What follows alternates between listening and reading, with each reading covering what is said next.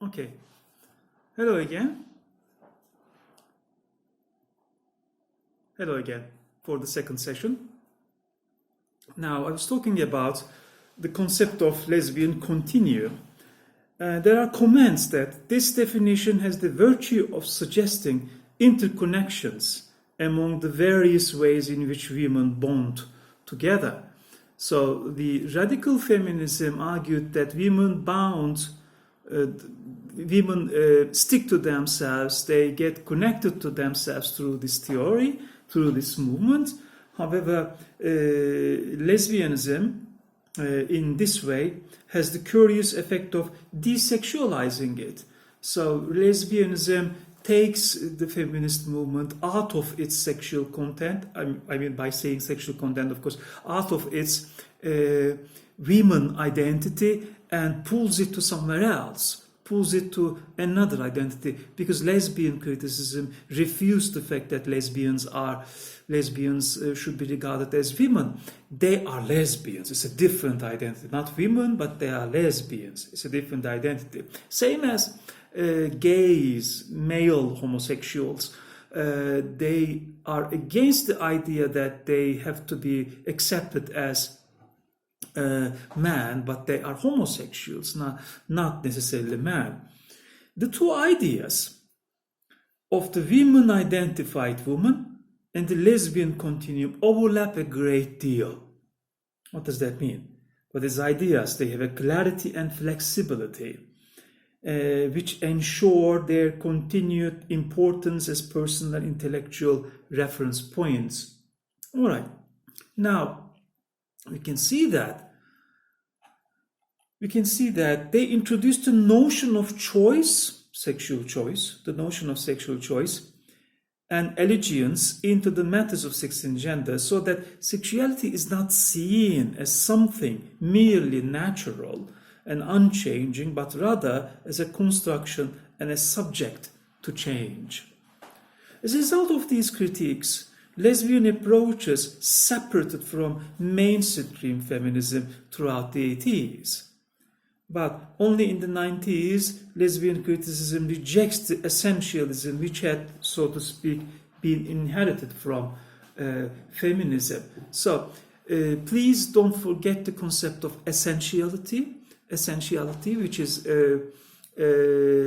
argued by the classic feminists. They were very essentialist. They considered that feminist ideology is essentially a woman ideology. On the other hand, lesbians entered into the feminist theory and argued that no, there is no woman identity, there is no woman sexuality, but this is a lesbian sexuality. In the 1990s, a second, less essentialist notion of lesbianism has emerged within the sphere of what is known as queer theory. They were less essentialist. So far, then, we have discussed the nature and development of the thinking designated as lesbian feminism. The second kind of lesbian thinking, designated libertarian lesbianism by Paulina Palmer, breaks away from feminism and makes new allegiances, in particular with gay men rather than with other women. And this kind of lesbian theory sees itself as a part of the field of queer theory or queer studies, terms increasingly used by gays, in spite of the homophobic origins of the word queer as an abusive one in this context. So they wanted to use queer theory because queer was a term which was used by the homophobics in order to demonize, despise the homosexuals, either gays or lesbian. They were described as, and they were defined as queer by homophobic people. Queer studies, lesbians invented lesbian criticism, coined another term called queer theory, because in queer theory they argued that gays and lesbians are studied in queer theory. Queer theory refers to all of them. And These terms date from the 1990 conference on queer theory at the University of California, Santa Cruz. As we have said, queer theory in this sense, rather than being woman-centered, like the lesbian feminism just described, rejects female separatism and instead sees an identity of political and social interests with gay men. So they were not separatists like feminist lesbians. They were not separatists like radical lesbians, but queer theoreticians wanted to combine the studies of gay literary texts and lesbian literary texts. How exactly, then, does queer theory differ from lesbian feminism? The answer is that, like many other current critical approaches, lesbian and gay studies within this queer theory ambit have drawn particularly on post-structuralist work of the 1980s. So, as I said in the very beginning, this is a post-structuralist theory. We apply deconstruction to the texts. And we try to find the binary oppositions in the texts in order to understand the literary texts. And by doing so, the text can only be understood and defined in terms of the other. So the identities represented, gay and lesbian identities represented within the texts can only be identified and can only be defined in terms of the other. As long as there's an other, then we can understand the identity of a queer person. Hence, in gay and lesbian studies, the pair heterosexual and homosexual is deconstructed in this way. So what do we mean by heterosexual? Let's try to deconstruct heterosexual, because the heterosexual man or heterosexual woman is born into the normative society, into the social norms, and they are defined within those roles. But the sexual choices outside these heteronormative values are othered, excluded from the society. The oppositions within this pair are seen firstly as unstable. All right? If you oppose the understandings of heterosexuality and heteronormativity of the society, you are then considered as unstable personality. In an essay which we might take as a practical example of how this dichotomy can be deconstructed, Richard Mayer writes that about the film star Rock Hudson, once the screen epitome of attractive homosexual masculinity. In fact, Hudson was gay. But while initially shocking to some, this is less disturbing of categories than the sense that the very qualities which made his image attractive to women were related to his homosexuality. So, strangely, Rock Hudson, who looked perfectly handsome and physically well-shaped, muscled body, but as an actor in his real life, he was gay. But his characteristics as a gay man was most attractive to the women. He always acted a heterosexual man in the films, not gay man in the films, although he was gay himself. So,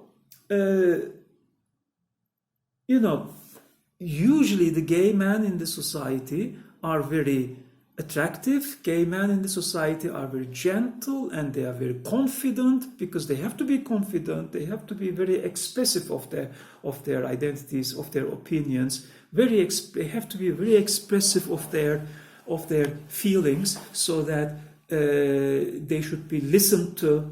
They should be they should be respected in the society by being very, very confident in the society. So this confidence and self-care of themselves, because they care of themselves very well. So the self-care and their confidence in the society make them very attractive. Likewise, straight male weavers had been relieved to find a role model who didn't require the exhaustive work of machismo to measure up to its masculinity.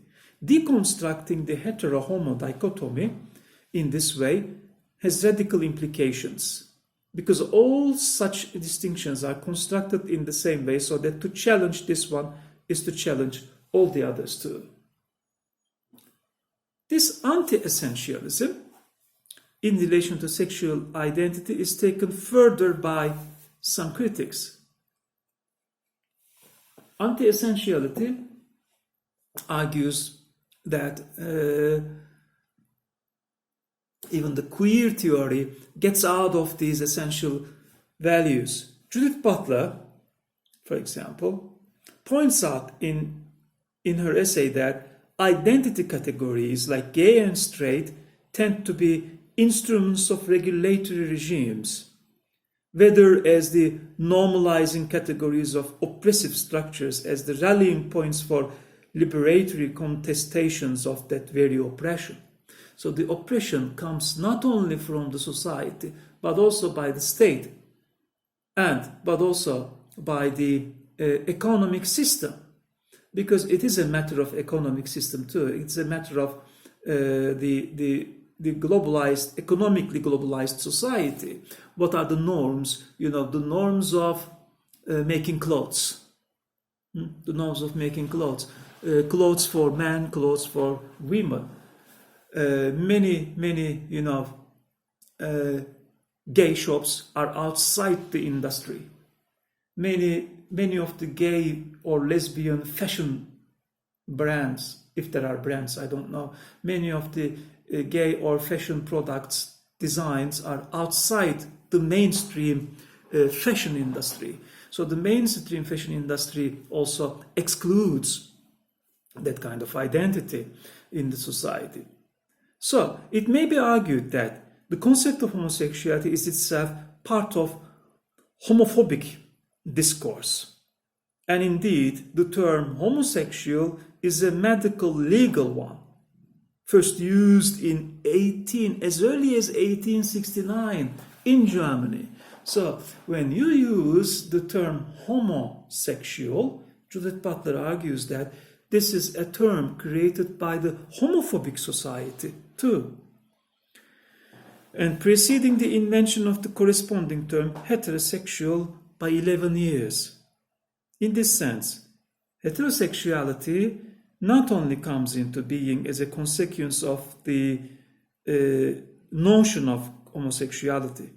Thus, lesbianism is not a stable, essential identity, so that, in her words, identity can become a site of contest and revision. Let's take it further. Butler argues that all identities, including gender identities, are a kind of impersonation, an approximation, a kind of imitation for which there is no original. But who imitates who? Okay? And why there is no original? This opens the way to a postmodernist notion of identity as a constant switching among a range of different roles and positions, drawn from a kind of limitless data bank of potentialities. So, the identity in the society is usually built, constructed. And this construct is not always about the sexual orientations, but these contrasts is about the roles of people, roles that people have to play, roles that people have to acquire upon themselves as a social role. However, the queer identities, gay and lesbian identities, struggle hard against this distinctively descriptive and classifying, categorizing identity forms. Another critic who argues the fluidity of identity including sexual identity, is Eve Sedgwick. Sedgwick claims that all identities are fluid, all identities change in the society. And if the identity is a form, a construction made in the society, then sexual identities are also built by the society and they are fluid. They tend to change all the time. Sedgwick considers how coming out of the closet, openly revealing one's gay or lesbian sexual orientation, is not a single absolute act. So, because identity is something built and constructed by the society, it is very difficult to open the box, to confess that you are gay or you are a lesbian. It's difficult, very difficult to make that confession.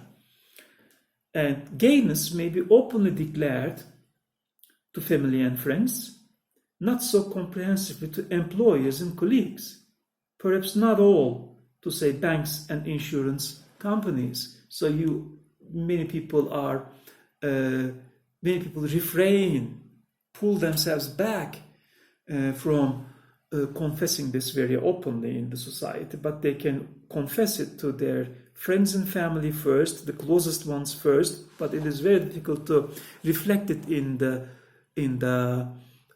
social life. The consequences of this kind of argument, next paragraph, the consequences of this kind of argument are far-reaching, both for politics and for literary criticism. Let's consider the political consequences first. Drawing upon a post-structuralist reading of Saussure, we show that such apparently elemental categories as heterosexual and homosexual don't designate fixed essences at all. They are merely part of a structure of differences without fixed terms like Saussurean signifiers. So we have, same as in feminist criticism, if we have a male language, if we have a masculine language, we also have a heteronormative language. And heteronormative language, women struggled very hard to deconstruct the masculinist language, and they struggled very hard to create a feminist language, to make women's voice heard in the literary texts. In the same way, it is very difficult for gays and lesbians to make their voices heard, to deconstruct, to overturn the heterosexual language. The literary critical consequences of anti-essentialism are twofold. Firstly, there is the obvious difficulty of deciding what a lesbian and gay text is. In the list of possibilities which follow, we can take lesbian to mean lesbian or gay. The possibilities are that a lesbian or gay text is one which is written by a lesbian. If so, how do we determine who is a lesbian, especially if we take the anti-essentialist line? 2, one written about lesbians, and one that expresses a lesbian vision. So there are 3 types of lesbian gay texts: one written by lesbians, by a lesbian writer, or a text written about the lesbians, or one that expresses a lesbian vision, not necessarily written by a lesbian person, but written to express a lesbian vision. Okay, I'm closing this session now. See you again in 5 minutes.